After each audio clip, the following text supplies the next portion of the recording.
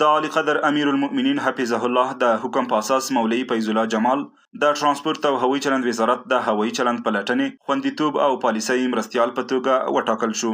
ښاغلی جمال صاحب د یوې غونډې په ترڅ کې چې یو شمېر لوړپوړو مسؤلینو ګډون پکې درلود د وزارت کارکوونکو ته په رسمي ډول ور وپېژندل شو.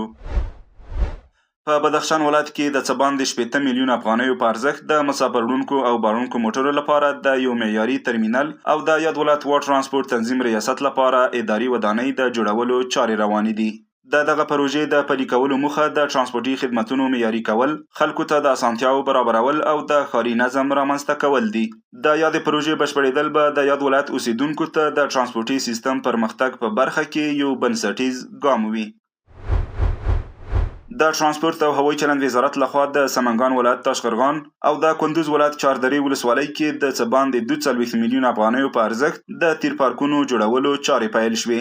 په دغه پروژو کې چې د تیر پارک چاپیریدونکي دیوالونه، اداري ودانۍ او ځینې نور تاسیسات شامل دي، چارې به یې د 8 میاشتو په موده کې بشپړې او ګټې اخیستنې ته وسپارل شي.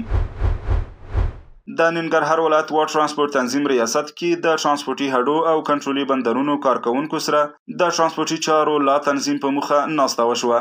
په دغه ناسته کې د ترانسپورتي چارو ښه والي او ترانسپورتي اصولو پلي کولو او هیوادوالو ته په یاده برخه کې د لا زیاتو سهولتونو برابرولو او ترانسپورتي خدماتو کیفیت لوړولو باندې ټینګار وشو.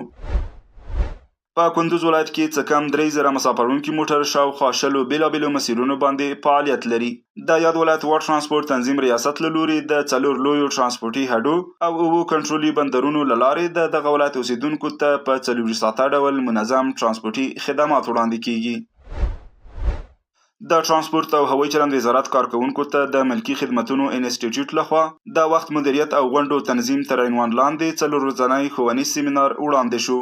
په دغه ښوونیز سیمینار کې ګډونوالو ته د وخت او غونډو د مدیریت، موخو او ارزښت او د غونډو د ډولونو په اړه بشپړ معلومات ورکړل شول.